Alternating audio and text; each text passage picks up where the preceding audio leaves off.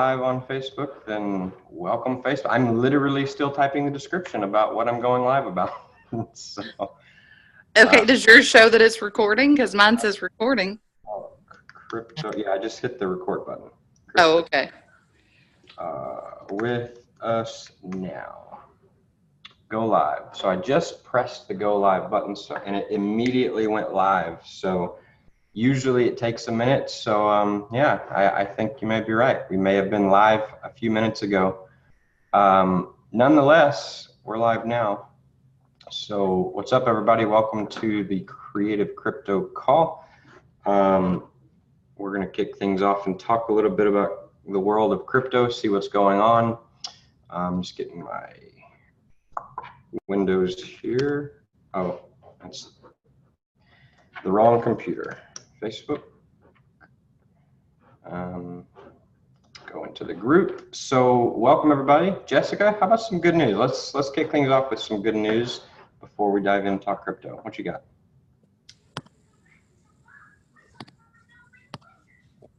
Oh, can you hear me? Sorry, I think I had a little glitch. Yeah, I have made a lot of progress this morning packing, so that's my good news. Packing for the move, I'm assuming.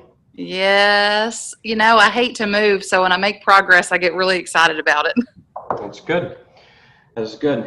My good news is I've had a productive morning. Kind of a slow morning initially, hanging out with my 3-year-olds, and then I dropped her off at school, and it's been very productive ever since. So that's what's going on. Let's see. Let me go into the group. I'm going to share my screen, and we will see what's going on in the world of crypto. Share screen. Google Chrome. All right. You should be able to see my screen now. Yes, I can see it. Check out CoinMarketCap. I might want to pull up just to make sure that the audio is coming through in this group or on this live stream, because it was acting a little funky. So bear with me just 1 second, guys.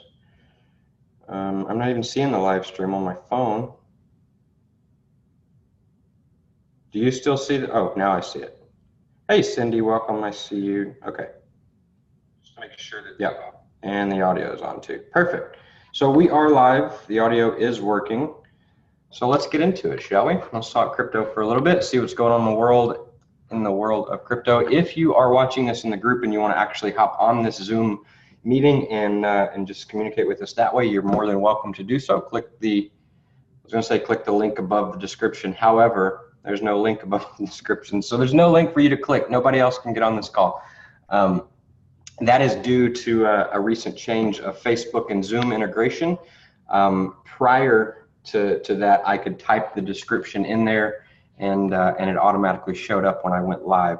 But that's no longer the case. I have to copy and paste it, and I did not copy and paste it this morning. So it's just going to be Jessica and I here on this one today, which is fine. However, if you're watching this in the group, in the Creative Crypto group, then just drop us a comment. Hit the like button. Let us know that you're here. If you're watching the replay, type replay. If you're watching this from YouTube, there will be a link in the description on YouTube where you can actually join the Creative Crypto group, the community. If you want to go ahead and join, click that link, come over and hang out with us. You're more than welcome to do that. We have some additional stuff other than these live streams into the group. So feel free to join us there. That being said, let's see what's going on in the world of crypto. Market cap at 433 billion, which is approximately where we were at yesterday, just a $3 billion difference. Isn't that funny? $3 billion, and I'm like, oh, it's about the same as yesterday. It's a big difference, but not in the world of crypto. It's kind of a tiny difference. So 24-hour volume is up 2 billion. I'm sorry, it's down 2 billion from yesterday. Yesterday was 24 billion. Today it is 22. Bitcoin dominance is at 36.6, which is just a tad higher than yesterday. And then there's 1,597 coins, which is the exact same amount as we had yesterday. So no change there. If we look at the markets here in the change 24-hour, we're just looking at red and green. The initial scroll, it looks like we're kind of Both. Very similar to yesterday, a nice mix of red and green. If we sort, we'll see that almost half of this first page is green. The second half of the first page is red, and then red beyond that. So it looks like we've got about 70 or 80 coins that are in the green. The rest of them are red. The biggest winners for the last 24 hours is Pundix, Dentacoin, and Nexo. I'm familiar with some of them, but I'm not invested in any of them. So congratulations if you are. If you have any of these, you are up today. So that is good. Biggest losers are not that big. Dogecoin, which is down 5%, almost 6% since yesterday. So not a lot of downward movement, even though there's a lot of red. The biggest losers are not that big, not even 6%. So that's kind of what's going on in the initial look. Bitcoin is still sitting at 9,300, Ethereum 749, Bitcoin Cash 1500, EOS 1798, Litecoin 157. So almost the same report as yesterday. Not a lot of new stuff going on. We're not seeing a lot of upward or downward momentum or movement in the last couple of days. So kind of flat. That's what's going on. Let's get into some news. Actually, the notable. I'm not going to talk world news at all today. There is a piece of world news that will potentially have an impact, but we can do without actually talking about it. We talked world news yesterday, and quite honestly, I felt a little bit dirty after talking it because it's just dirty stuff. It's just not all rainbows and butterflies in the world of world news, and what's required to bring the world into a state of peace, and what's required or what the process is for the collapse of a financial system. So the world news picture, at least for the next little while, it's probably not always going to be pretty. It's probably going to be some ugly stuff. However, when events happen that are relevant enough that affect crypto and make us aware of moves that we need to make, things like that, then I will definitely be able to bring it to you and talk about it. However, today we don't have any of that. I mean, there's always stuff going on, but nothing that's too terribly relevant to the cryptos today. So the main thing that's in the news is just one more domino taking us closer to world peace, which is kind of counterintuitive because it doesn't look like that's the domino that's falling. However, if you really look into it, that actually is what's happening. And so the closer we move to a state of world peace, the closer, the better we get, obviously. I mean, and if you think about why is this important, how does it relate to crypto? Well, just think about this for a second.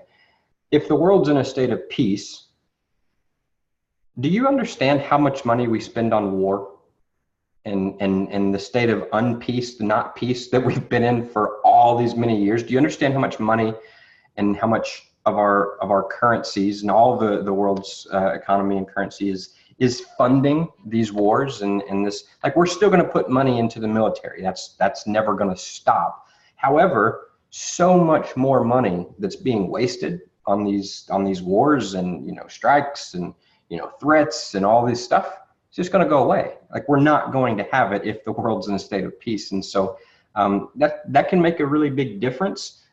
You kind of combine that along with the collapse of the financial system and the oncoming and the onboarding of the new financial system, the cryptos. You combine all that stuff together, we're living in a completely different world in a very near future. So that's kind of my take on it. In terms of news, crypto news, direct crypto news, let's just see. I posted a couple of things here in the actual group.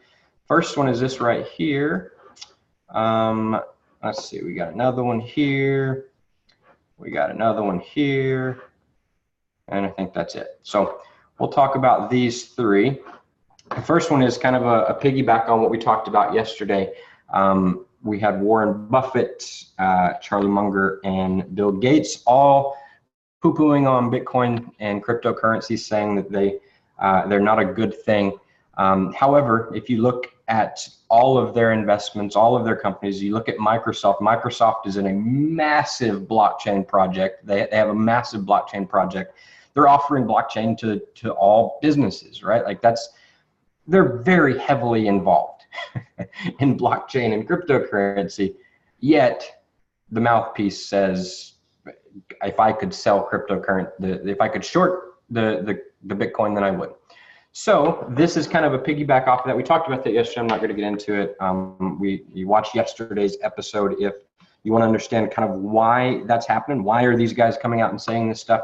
They're just repeating orders. The powers that be, the ones that the crypto controllers that are screaming, hey, we've got to slow down Bitcoin. We got to slow it down. We don't want it to grow too fast. We don't want everybody going into there just yet, because we're still working on our projects and we don't have our stuff ready yet. Just lots of different reasons on why they want to suppress and slow down the mainstream, the masses getting into crypto. So what do? Well, they pick out the influencers in the investment community, Warren Buffett, Charlie Munger, Bill Gates. They say, hey, go out there and talk crap on Bitcoin and crypto. And so that's exactly what they did. I elaborate on that a little bit more in yesterday's show. So if you want to check that out, you can. However, this article I found pretty interesting. I did say this yesterday, because the statement that Bill Gates made was, I wish I could short. If I could short Bitcoin, I would, because I don't like it. Well, the reality is you can short it, and it's very easy to do so. And I found it funny that the Winklevoss twins, they actually dare Bill Gates to short the Bitcoin. So right now, what he said, this is all. I mean, these are his quotes and stuff. You can read this article, but the essence of this is that the Winklevoss twins came out and said, you know what, you can actually tweeted out to Bill Gates, pointing out that it's easy to short Bitcoin and that he should put his money where his mouth is. Dear Bill Gates, this is an easy way. There is an easy way to short Bitcoin. You can short XBT by the CBOE Bitcoin USD futures contract and put your money where your mouth is. So this is how Bill Gates is currently invested, and so that's a very easy way that he can actually do that. And so, and then this is interesting as well. This is not the first time that Tyler Winklevoss has dared someone to short Bitcoin. Before Bill Gates, he dared Jamie Dimon, the CEO of JP Morgan Chase, to short Bitcoin when he said Bitcoin was a fraud. Imagine that. I own a bunch of Bitcoin and I'm saying Bitcoin's a fraud. That's a big discrepancy. And it's so, it blows my mind. It's bizarre to me that people don't see that for what it actually is. Instead, they listen to people like Jamie Dimon when he comes out and says Bitcoin's a fraud. Well, okay, that's great. But instead of just taking your word for it, let me just do 5 minutes worth of research and see if you have, or you're invested in cryptocurrency, or you have any projects related to it. And guess what? You do. And so it's a hypocritical statement. And so when that came out, Tyler Winklevoss said, you know what? Hey, you can actually do that. And since then, Jamie Dimon has expressed regret for making the statement, but he's not softened towards cryptocurrencies. Obviously, Jamie Dimon is the CEO of JP Morgan Chase, one of the world's largest banks. And so they're not a fan of cryptocurrency or Bitcoin at all. So anyway, I thought this article was kind of interesting. Lots of comments here. If you want to read that, the link is in the group. The next piece of the puzzle is Facebook forming a new blockchain group headed by Coinbase board member. So this is pretty interesting right here. The guy, this guy right here, Marcus, is leaving his role as head of Messenger, Facebook Messenger. He's also a board member of cryptocurrency marketplace Coinbase, which is one of the largest crypto exchanges in the world. So let's see what this says. David Marcus, Facebook's head of Messenger, is going to head up a new group focused on blockchain technology that underlies Bitcoin. Here's a quote from him. I'm setting up a small group to explore how to best leverage blockchain across Facebook, starting from scratch. Marcus said in a post Tuesday afternoon on the social media site. Marcus joined the board of Coinbase, the leading U.S. marketplace for all buying and selling cryptos, in December. The news came as Facebook implemented its biggest executive shakeup in 15 years. The company confirmed the report. So this is legit. Again, in addition to this, Facebook CEO Mark Zuckerberg said in early January, the company is going to be looking into cryptocurrencies and how to best use them for their services. Blockchain technology quickly creates a permanent, secure record of transactions between two parties and eliminates the need for a third-party intermediary, such as a bank. Bitcoin is the first application of the technology. So we know all of this stuff. The point is, this is Facebook taking the first official step. Back in January, it was just Zuckerberg saying, hey, we're looking into it. And we know that they're looking into it. They're not stupid people. They're very smart. They're very forward thinking. They got people in their circle that are poking them and saying, hey, I don't care what you say to the public. Blockchain is real. Crypto is here to stay. It's not going anywhere. If we don't integrate this into what we're doing, we're going to be left behind. They're not dumb people. They understand this. And so they've been working on this. I guarantee you they have solutions in place. They are ready. They might not be completely ready, but this particular announcement is kind of the official move. Now we know something because the company's confirmed this. We know that the guy that was head of Facebook Messenger, who's a big part of Facebook, he is now working on this project. He's heading up this project. And so that's kind of big news. It's more than just a quote from Zuckerberg at this point. It's this guy saying, all right, I'm making moves. I'm leaving Messenger and going to Coinbase to help start this new project. So it's kind of the first step of that, making it public. So that's cool. This article right here is also posted in the group. The link is in there if you want it. Blockchain is becoming mainstream with its adoption by Wal-Mart, Think Markets, and IBM. All right. So check this out. This article was posted yesterday, 2 days ago rather. Wal-Mart has filed for 2 more blockchain technology patents in April, one for secure payments and another for digital shipping systems. All right. Those are 2 very big things that are required in order to run business and commerce online, all right, for Walmart to operate. Like, this is what Walmart would need to do a full implementation and integration of blockchain technology. So this is saying that, hey, we're in the process. They filed patents for it. We're in the process of doing just that, which is really cool. There's also a lot of, there's some cool stuff. It's not just about being able to buy the goods and services. This is about tracking. This is about, being able to track produce from the time that it was farmed all the way to your Walmart grocery basket or to your door or whatever. There's lots of different applications for this technology. And so now that Walmart is more so on board in a public fashion, it's going to be cool to see how the different implementations and the different ways that this is implemented across Walmart. So let's see. So in October, the world's largest retailer started running tests for its live food business. Blockchain technology, according to Walmart Vice President of Food and Safety, will do for the food traceability what the internet did for communication. All right. He said blockchain was able to cut the time it took to track produce from 6 days to 2 seconds. That's a big difference.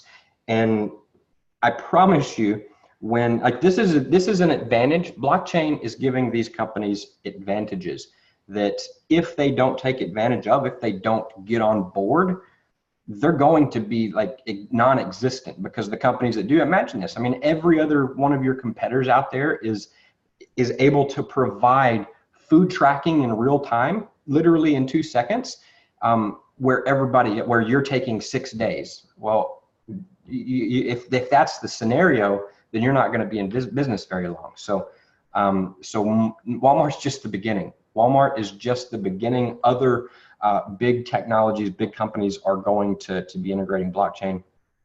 What it does is blockchain is a result of Bitcoin. Blockchain technology came as a result, the first application was Bitcoin. And so it's going to just give more, bring more awareness to the crypto space, more people make more people aware of Bitcoin and cryptos and all of that. So this article is interesting, got some good stuff in there if you want to check that out. The link is in the group. The other thing so that's kind of what's going on for news. One other thing too, Wall Street, let's see this, if I can, Wall Street, let's see, warms up to crypto. Boom, right there. So New York Times, Bitcoin sees Wall Street warm to trading virtual currencies. So this is, and I posted a link in the group, I don't know, 2 or 3 days ago. It's right here. Nope, that's not it. With New York Stock Exchange I can't find the article. It's in there somewhere. But Wall Street's getting on board, bringing trading to, bringing Bitcoin to Wall Street. I'm going to post this in the group as well. I'm not actually excited about this. Let's see, I'm just going to post the link. All right, so that link is in there if you need it. But here's the thing with this. This is going to call, I mean, this is two main things that this is going to bring to the table. Number one, a lot more manipulation. Wall Street is the king of manipulation and rigging, market rigging. Like, that's where it all goes down. And so when you bring Bitcoin and crypto officially into Wall Street, then the side effect of that is the manipulation and the rigging increases, even more so than what's going on right now. So that's kind of a downside of it. Another downside, which can also be seen as an upside because regulation is not too bad, is it's going to bring a lot more regulation. Whenever you bring something to Wall Street, I promise you there will be more regulation. It's going to expedite the regulation is what it's going to do. It's going to speed it all up. Those rules and those laws and the parameters in which you can trade, some of those things that would take, that wouldn't get looked at or addressed for, months or even years, very likely those things are going to be addressed a lot sooner now that Wall Street is coming on board. So that's kind of what the result of them coming on board is. And so that's that. Now, the other thing that I want to talk about, and I'll just unshare my screen here, I want to talk about morality in investing. Because let's be honest, there is, and this is a subject that I could talk for a lot. I'll keep this as brief as I can. But morality in investing, whenever you are looking, especially in the crypto world,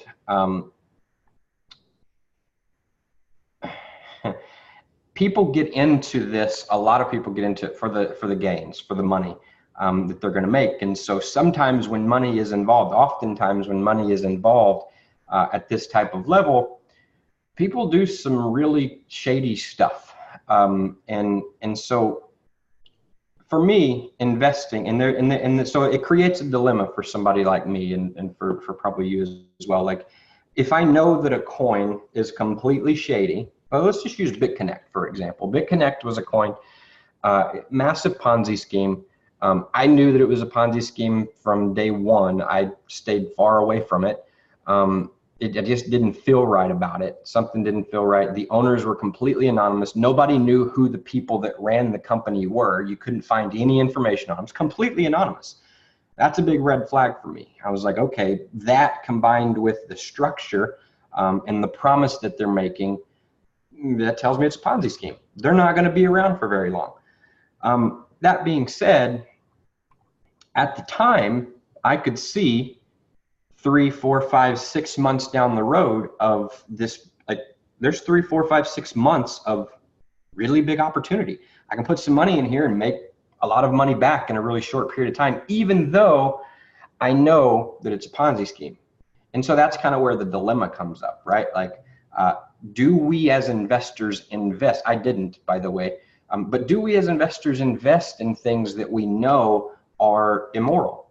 I think morality in investing is a big topic. It's a deep topic.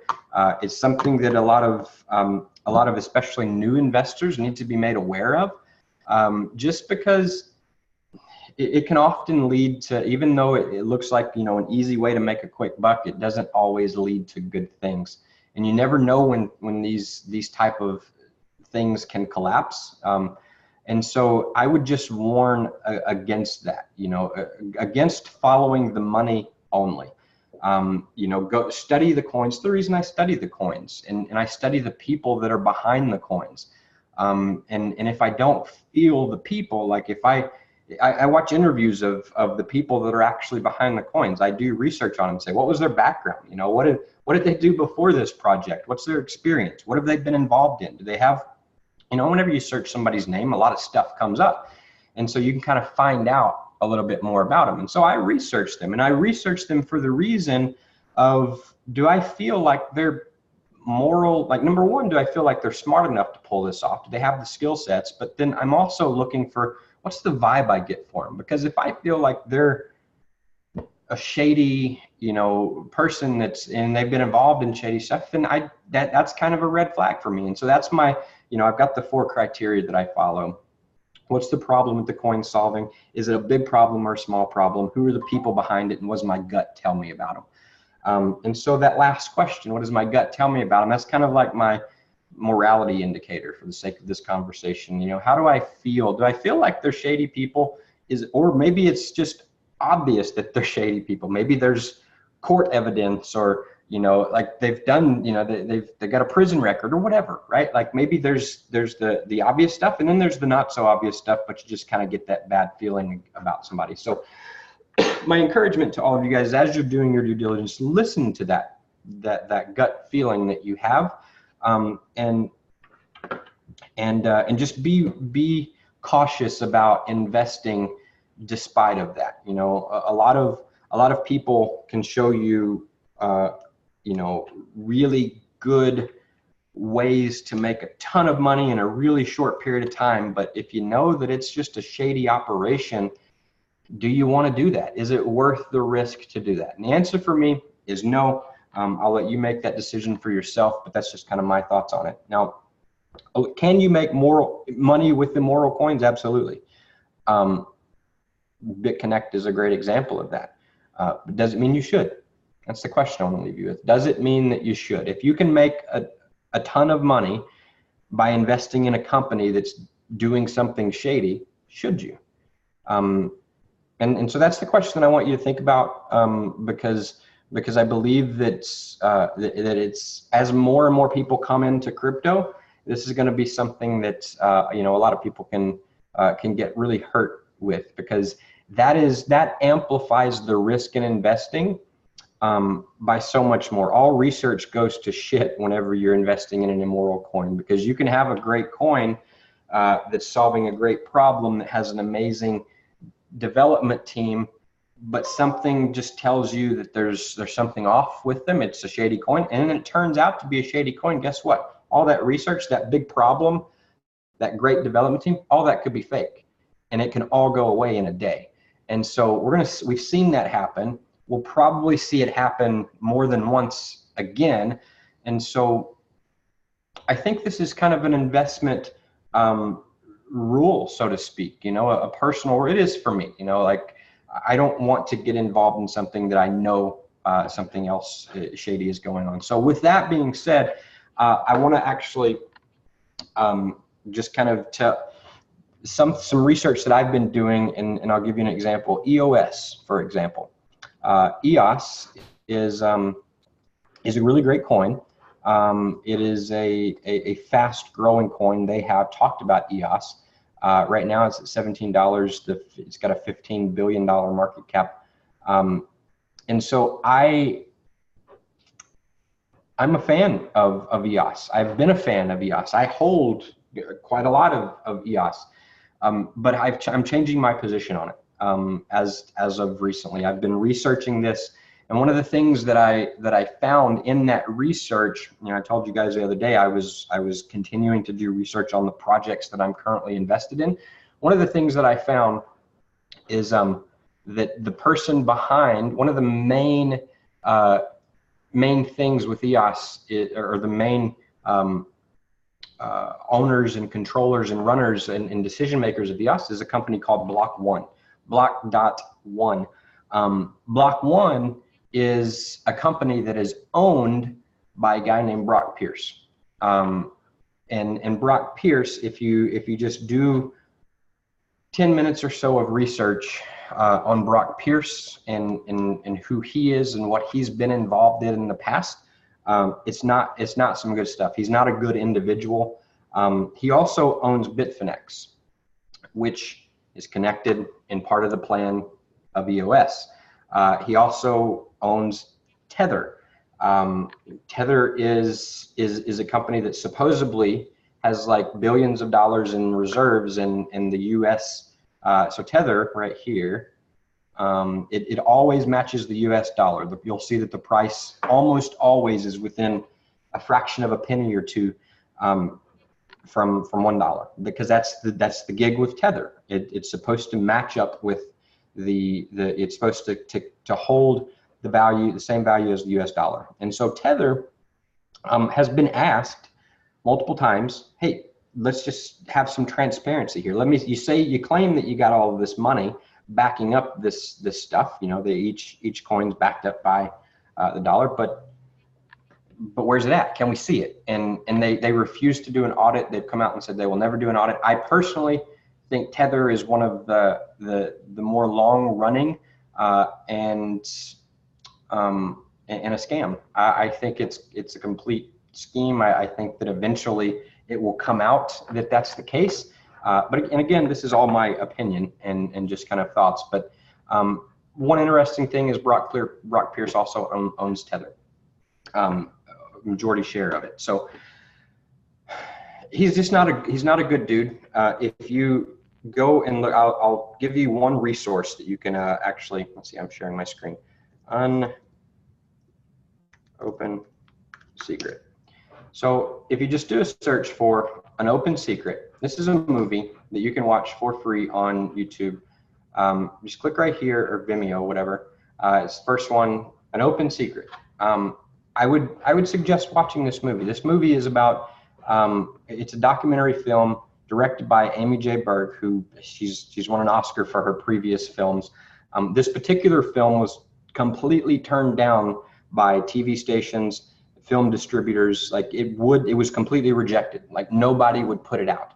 And so she was like, all right, well, screw you guys. I'll put it out for free on the internet. And it's kind of catching on. And there's a reason why they don't want it out, why Hollywood doesn't want this thing getting out and Hollywood would get behind it, because it's exposing what actually goes on in Hollywood. Now, what does this have to do with crypto? Well,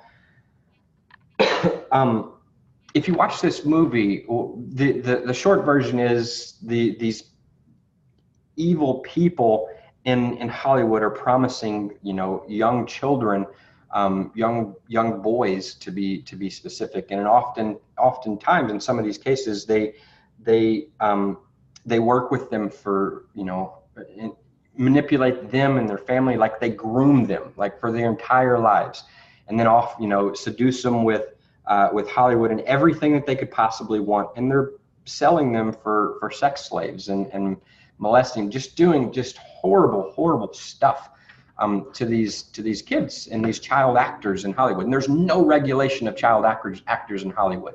The one, like the guy that has been like the main guy that connects all of the child talent actors in Hollywood, he's like one of the ringleaders of this crap. And it's sickening of what actually goes on. And I tell you this because about 10 minutes into this movie, you're going to hear about a guy named Brock Pierce. It's the same Brock Pierce.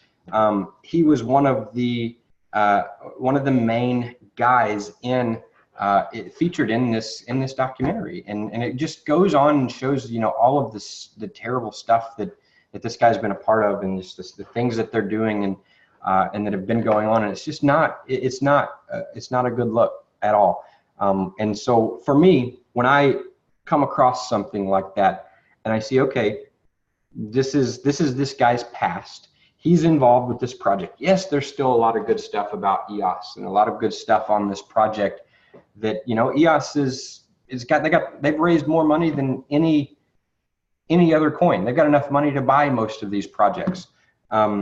They have one of the best conceptual ideas out of all of them, but they haven't even launched. They haven't proved it. And so much money is going into this based on a piece of paper and their message saying, hey, here's what we're going to do, here's how we're going to do it, and here's why it's going to be better than everything else. And so that's what people are putting their trust in.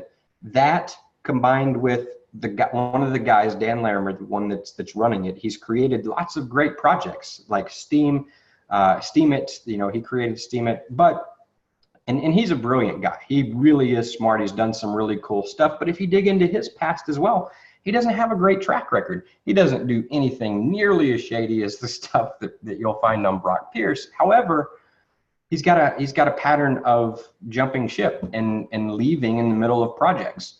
And that's exactly what he did with Steemit. And so it's just it's an interesting situation. I will be moving out of EOS. I still hold some EOS, but I'm changing my position drastically.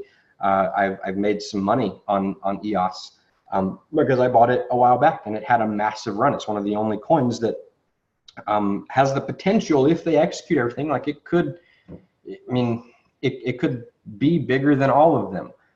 But at the same time, it could blow up in a day. And I don't really want a lot of my money there. I would prefer to have it in something more so like Litecoin. I've talked about Litecoin lately, so that's kind of my take on it. I won't get too much deeper into that. I just wanted to share my thoughts on the topic of morality and investing, because I think that it is it's a big topic. It's a dangerous topic for a lot of people that come into the world of crypto investing and they chase the money. It can be dangerous, and so I just wanted to voice my opinion on that so that you guys know where I stand, and I think we'll wrap it up with that. So thanks for hanging out today. I appreciate each and every one of you. We'll talk to you all next time. Bye-bye.